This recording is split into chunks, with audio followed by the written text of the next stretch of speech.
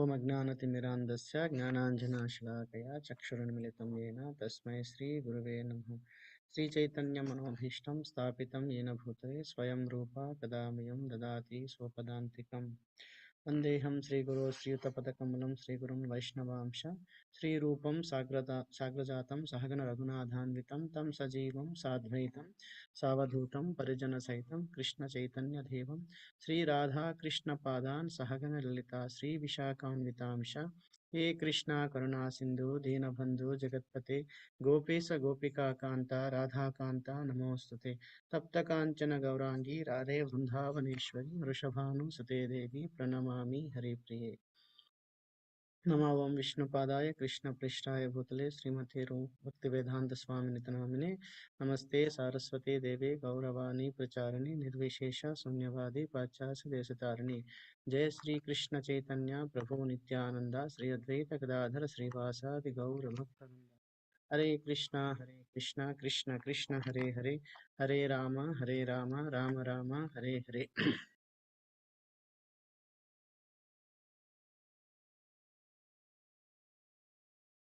Hare Krishna devotees, thank you for joining. Actually, I made a mistake earlier because I was expecting that class will be at 11:30 by Maharaj, but yeah, it was actually morning, so I did not assign any verses. So instead of changing the schedule and that affects all the other devotees following couple of weeks, so I thought we will read a summary of whatever we read so far in this chapter, right? So I mean, it gives a good as well. So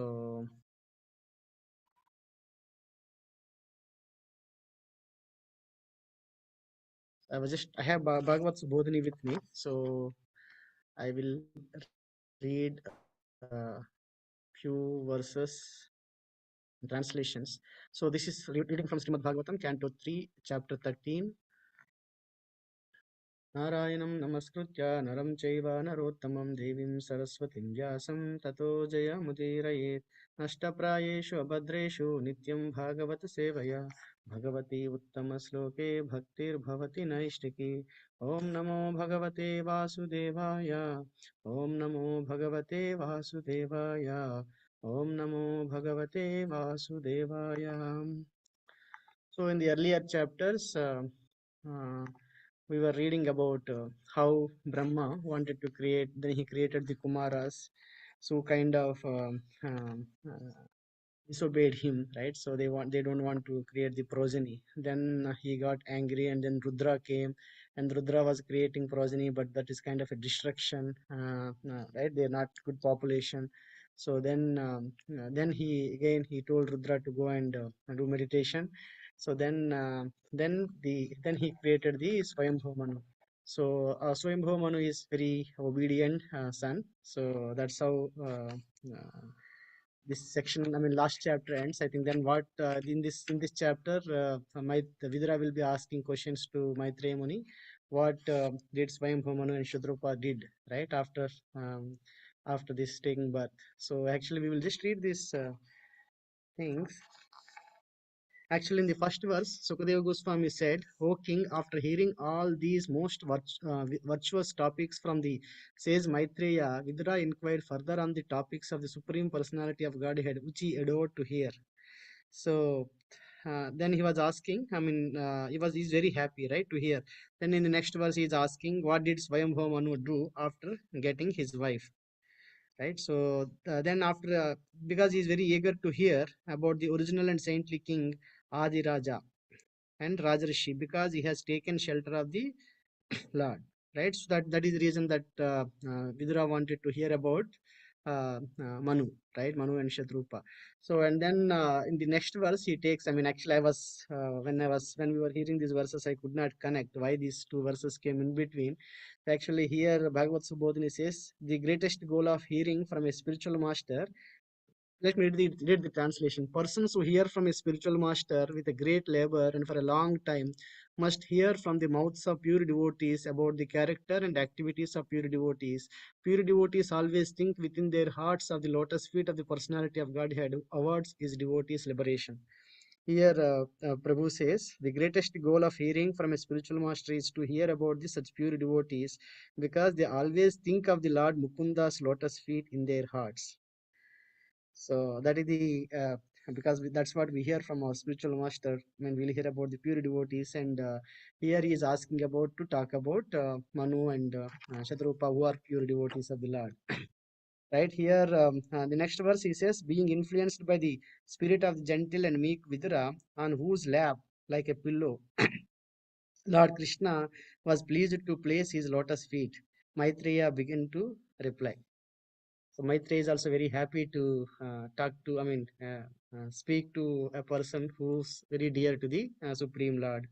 So in the next section, the conversation of between Brahma and Manu, how so here this verse, this says Maitreya said to Vidura, after his appearance, Manu, the father of mankind, along with his wife, thus addressed the reservoir of Vedic wisdom, Brahma, with obeisances and folded hands. So he is very, very obedient, right? So unlike the other two. So now 7 and 8, Manu says, you are the father of all living entities. He is appreciating the Brahma. So you are the father of all living entities and the source of their sustenance. Please instruct us how may we serve you by acting according to your capacity and thus get fame in this life and superior destination in next life. So here is very, very obedient. So he's asking with folded hands, please tell us what to do, right? In the next verse, he says, actually, Brahma was mortified when his previous four sons, Kumaras, disobeyed his instructions. Now, the obedience of Manu was very encouraging for Brahma, and thus Brahma appreciated Manu as an ideal son. Now, Brahma appreciates Swayambhu Manu from verse 9 to 13. So he says, all blessings upon you, my dear son. So, all blessings upon you both. I am pleased with you because of your heartfelt surrender unto me with no reservation. O hero, O sane person, who is beyond envy, adores and accepts the instructions of a superior with great delight and executes it to his full capacity. 11. Brahma gave three instructions. Beget children similar to your quality, rule the earth religiously, worship the Lord through sacrifices. Once again, beget the children similar to you in quality, rule the earth religiously, and worship the Lord through sacrifices. Then he says, by thus protecting the population, you will do the highest service unto me and to the Lord, and the Lord will be pleased with you. So why one need to please the Lord? So the endeavors of one who doesn't satisfy the Lord Janardana all are all useless labor as he certainly neglects his own interests. Right. So that is the verse we had earlier also. I just wanted to read. This is from Unveiling His Lotus Feet by His Grace Burijan Prabhu. So here he says quotes from Prabhupada from the purport. Earlier, why one should hear. Hearing is the means by which one acquires the same intense devotional taste and advanced devotees process and comes to the understanding that method by which such devotional inclination was ignited in their hearts. Sutta Goswami has already presented the essence of this. O twice born sages, this is the first canto, second chapter, 16th verse. O twice born sages, by serving those devotees who are completely freed from all vice, great service is done. So, hearing is so important. By such service, one gains affinity for hearing the messages of Vasudeva. So, by hearing, one will get the affinity to hear the messages of Vasudeva. So, then here Prabhupada talks about it how obedient Srila Prabhupada guides the reader to examine several important points such as independence, obedience, and ideal relationship between father and son. The relationship between the father and the son is always sublime. The father is naturally disposed with a good will towards the son, and he is always ready to help the son in his progress in life. But in spite of the father's goodwill, the son is sometimes misguided because of his misuse of his personal independence. Every living entity, however small or big he may be, he has the choice of independence. If the son is unreservedly willing to be guided by the father is 10 times more eager to instruct and guide him by all means. The father and the son relationship is, as exhibited here in the dealings of the Brahma and Manu, is excellent. Both the father and the son are well qualified and their example should be followed by all humankind. That's what Prabhupada says in the ninth verse purport of this chapter. So here again, in the next one, 14 to 15. So Manu replies, so I shall abide by your order, because he told those three things, and they should. What are the three things? Beget the children similar to in your quality, rule the earth religiously, and worship the Lord through sacrifices. So then Manu's I shall abide by your order. The earth, which is the residence of all living entities, now merged into the Garbhodaka ocean. Please retrieve it. So he is requesting Brahma to retrieve the earth, which is merged into the Garbhodaka ocean. So then actually Prabhu comments here, there are two Varaha incarnations in different Manvantaras, which Maitreya Muni combined in his narration here. Actually, the Swayambhu Manu, right? This is the time that the earth, Manu is talking about, of course, in this sequence of the verses. So that is actually Sweta Varaha, whitish like a moon. It's a Varaha, which is a white color. So that appeared he appeared in this Swayambhu Manu. So that comes through Brahma's nostrils, as we heard, right? So we will read those verses again. So the purpose of that Varaha incarnation is to lift the earth from the Garbhodaka ocean. So then again, later verses from 31, we will be reading next week.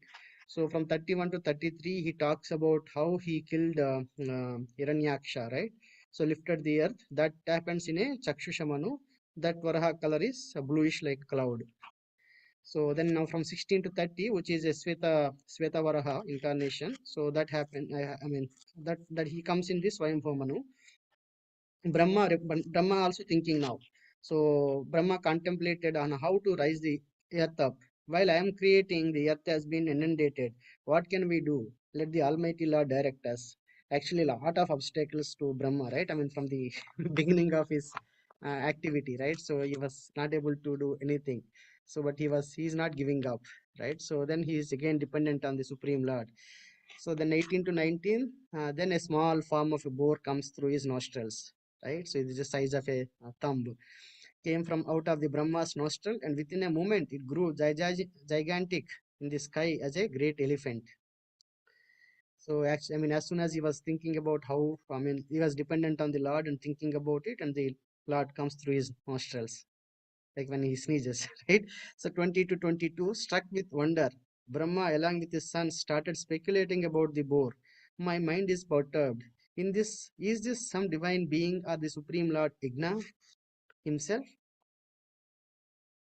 So then again 23 24, to enliven them, the Lord, master of sacrifices, then rode tumultuously like a great mountain which echoed in all directions. So then in 25, hearing all auspicious sound, roar of all the merciful, Maya, Maya.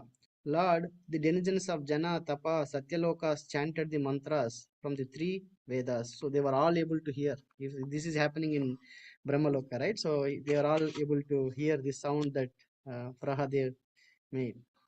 So text 26, yesterday Sachisuta Prabhu spoke. The Lord personification of the Vedas understood their chanting as a praise of his qualities, entered the water playing like an elephant. So, so far we found up to 26 verses. So I just wanted to read these verses, and translations are from this Bhagavad Subodhini, to give as a complete sequence what happened so far. So anyone else would like to share anything, devotees? I did not prepare. I was just reading these things. I thought I will read these.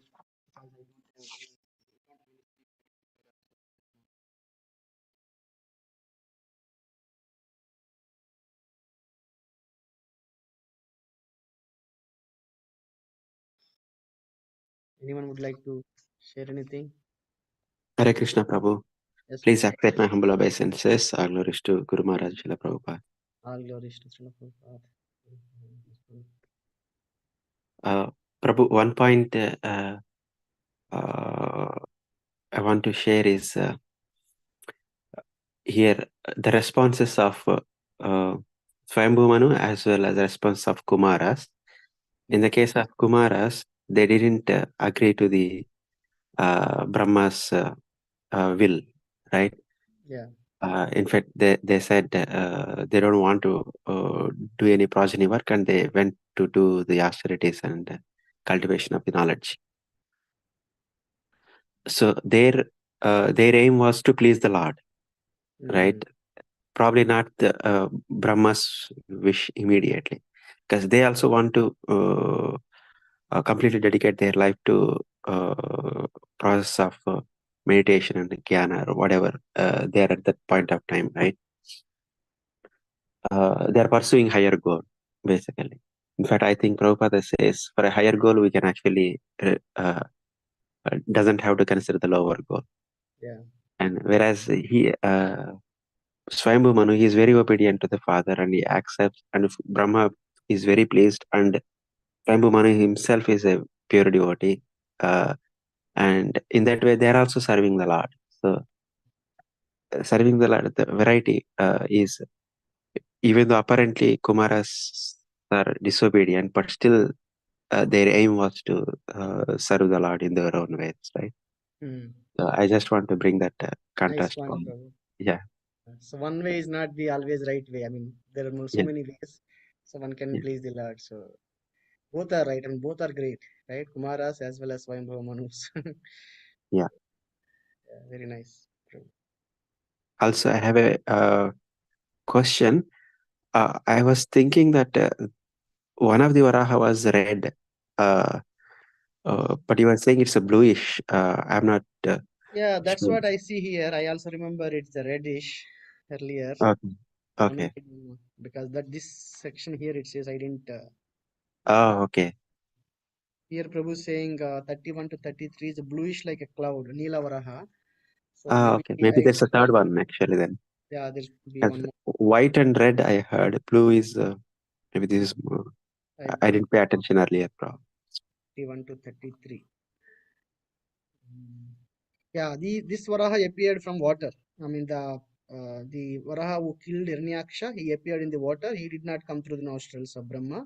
So Hmm. the Varaha that came during the Swayambhava Manu, I mean to lift the earth from Garbhodaka ocean, who came to the Brahma's nostril. So that is Sweta Varaha. Yeah, yeah. Hmm. Okay. Mhm. Thank you, Prabhu.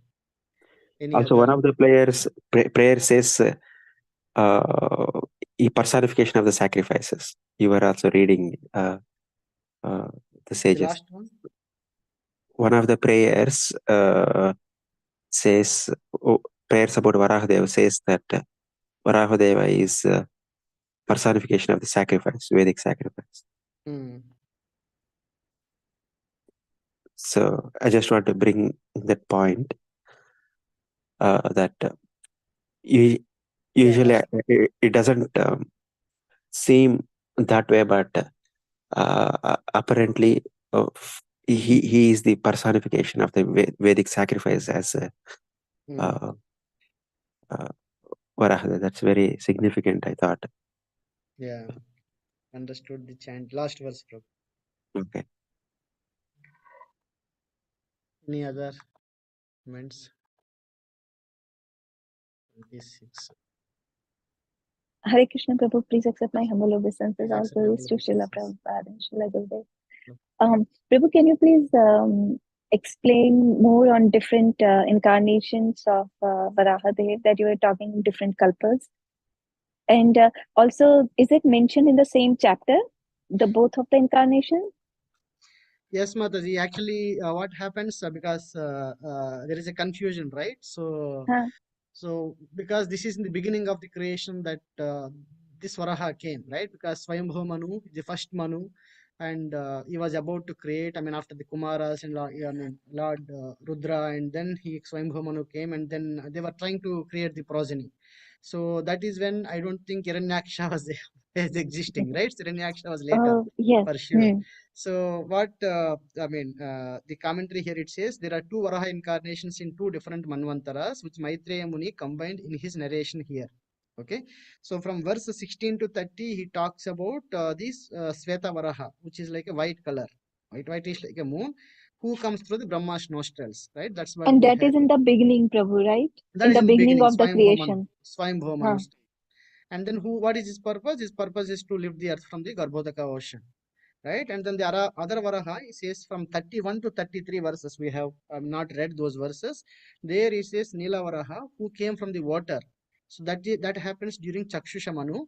So that is the purpose of that, is to lift the earth, that and kill Hiranyaksha, right? Hiranyaksha was pulling the earth down, so submerged in water. It doesn't talk about Garbhodaka ocean here.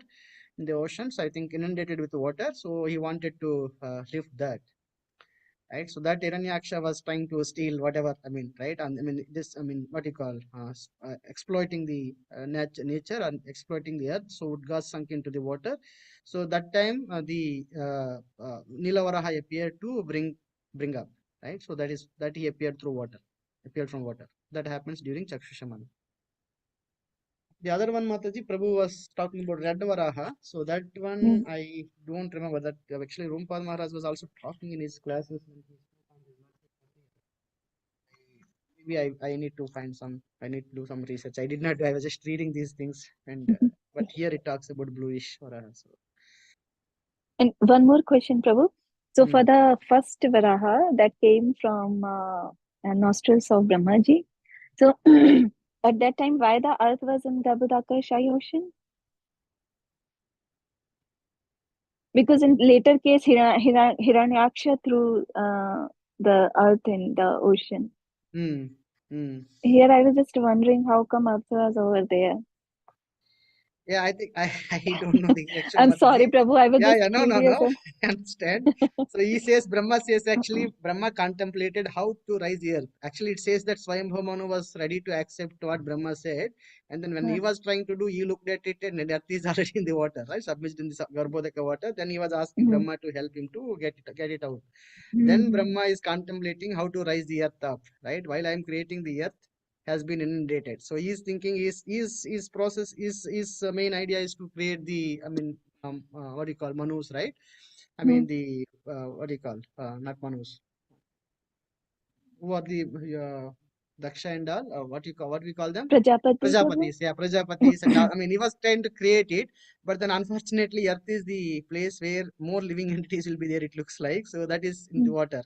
So the reason I don't know, but he's thinking that, yeah. So I don't. It doesn't talk about it here, Mataji, but Okay, actually it's Prabhu. happening in the beginning of the creation. So I Mhm. don't know. Okay. Thank you, Prabhu. Thank you, Mataji.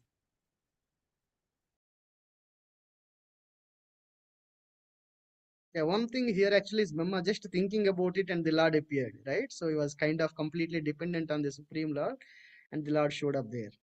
So in a different, I mean, form. Of course, one will not be able to understand if one is not a pure devotee. So I mean, if it's just like a small thing that comes to the nostril side, who can think of that he is the Supreme Lord? But of course, he is also growing like a gigantic.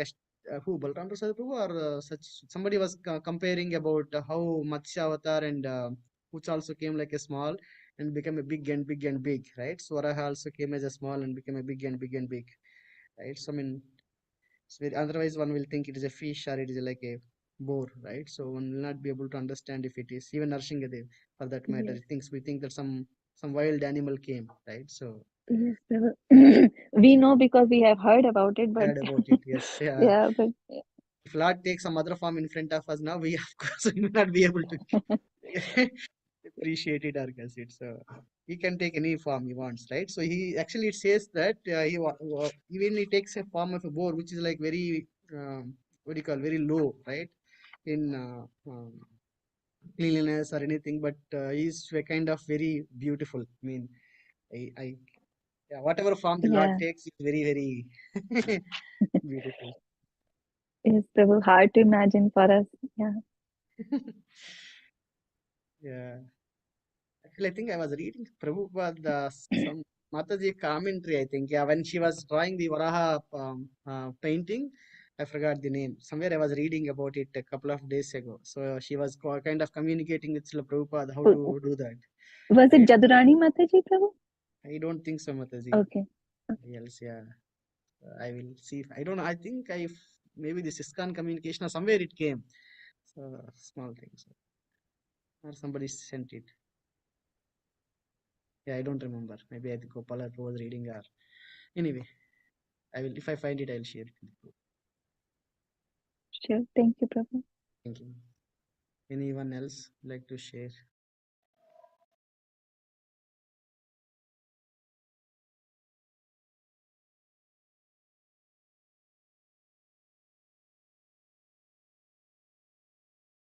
Okay.